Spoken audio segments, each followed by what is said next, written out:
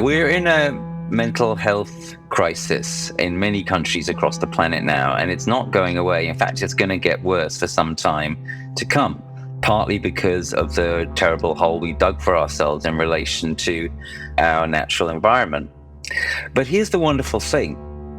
If we really focus on this crisis, if we allow ourselves to fully feel it, and if we don't try to avoid it any longer and keep it at arm's length, then, well, at first it can be very tough. But then you can go through a process, and I say this from personal experience, I can promise you this is true, where actually things get better. And one of the reasons they get better is the very simple but profound fact that once you start taking meaningful action in relation to what it is that you're depressed or angry or grief-stricken or terrified about, then it becomes a lot less terrifying. So it starts off with actually being willing to face the trouble and lean into it. And that already diminishes how bad it is. If you're trying to avoid something, it's always more scary than if you actually stop and look at it. Like, when kids are recommended, if you encounter a monster in your dreams, rather than running away, turn and face it. It's like that.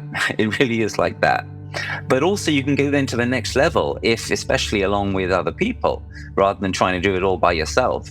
You not only face it, but start to act on it. That's really, really facing it.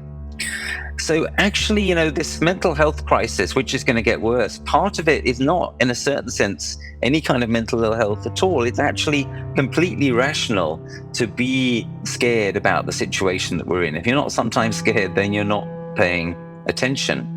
And the real way to diminish that fear is to face it, to process it with others, and then to act on it, and to act on the causes of it, and to act on the effects of it. In other words, to deal with the potential consequences in your community, in your country, etc. That's preparedness, that's resilience, that's adaptation.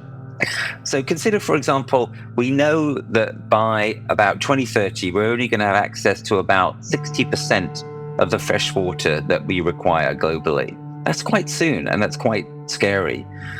Every degree of global overheat that there is makes that figure much worse.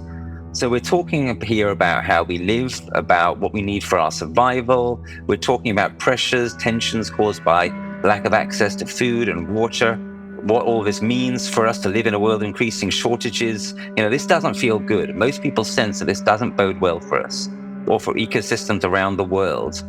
But when we step up to this, when we face it, when we take responsibility, when we start to take action on it, well, then it starts to feel better. And when people can do that together in their realm of influence, then they're simultaneously coming to create the better bonds with each other, which will firstly give them a better chance if really tough times, disasters, etc. come along. But secondly, in the meantime, well, that's what we humans live for, isn't it? That kind of interconnection, care, love, friendship.